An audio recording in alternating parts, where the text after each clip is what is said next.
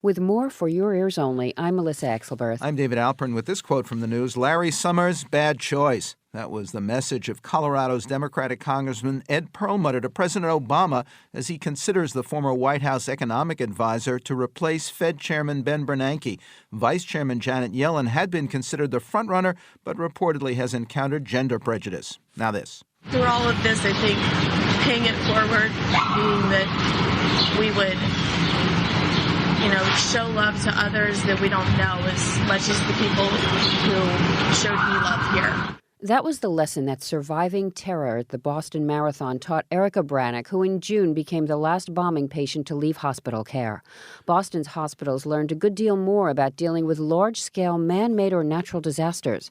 Inundated with seriously wounded survivors, the city's 6 trauma centers won high praise for keeping everyone who reached them alive, despite massive injuries and a high risk of human error in all the chaos. It wasn't perfect, of course. The city's trauma centers are already making some changes for handling mass emergencies and reviewing their performance for more ways to strengthen the system and share their lessons with hospitals across the country.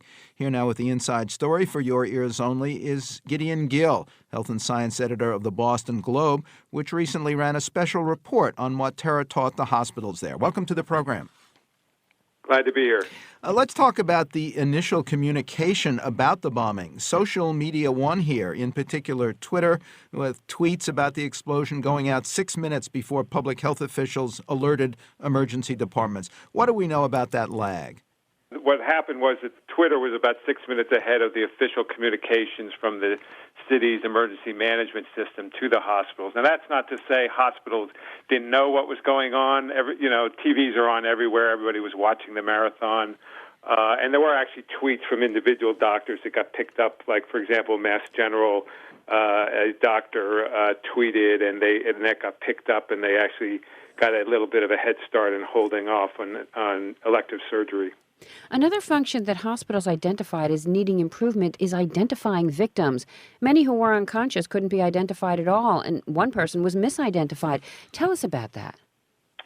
Yes, so many people showed up at the hospitals without any identification, no wallets, purses.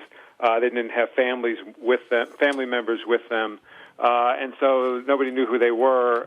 There was also one case where a woman showed up with a pocketbook, but it later turned out not to have been her own pocketbook. So what happened was that she arrived, she received a patient number, the pocketbook was put in a bag with the same patient number. She went up to the operating room, at which point the emergency room staff started looking through the pocketbook and found an ID with the name Crystal Campbell.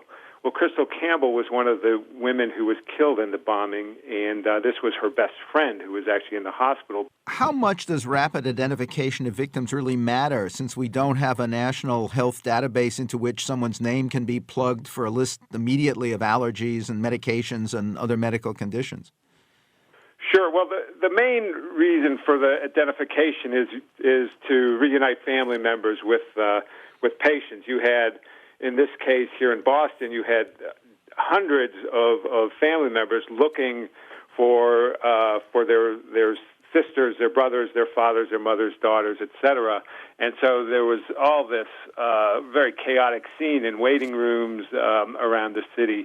It does help to some extent eliminate confusion in the hospital. So, for example, at Brigham and Women's Hospital, they were assigning 6-digit numbers to all the unidentified patients. And it turned out that it became rather unwieldy and confusing. You had when they got test results back, scans back for patients, it was very easy to confuse patient number 1234556 with number 9786554. So they had to be very careful, and that took a little bit of time. They didn't make any mistakes with that, but in hindsight, they now say that in such situations they're going to use things like colors or the military alphabet or the names of states, which are more easily remembered.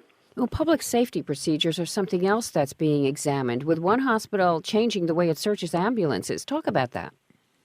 Yes, so at Beth Israel Deaconess Medical Center all week, so there was concern. If you remember, after the bombing, the bombers were at large. Nobody knew who they were for a number of days, and there was concern that there might be more attacks coming, and so the city was really on edge. And so at Beth Israel Deaconess, they started the practice of they were searching all the ambulances that came in, but it was only later that they realized that the ambulances were coming right up to the emergency room, right into the bay, and they only later realized, well, gee, if a terrorist had come in with a hidden bomb and it had gone off, it would have caused a lot of destruction. So in the future, they're going to keep ambulances in these situations away from the building when they do the searches. Let's turn to another health story that broke this last week. A high-level panel of medical specialists calling for redefinition of the diagnosis of cancer using molecular analysis to correct what they thought was 30 years of overdiagnosing and overtreating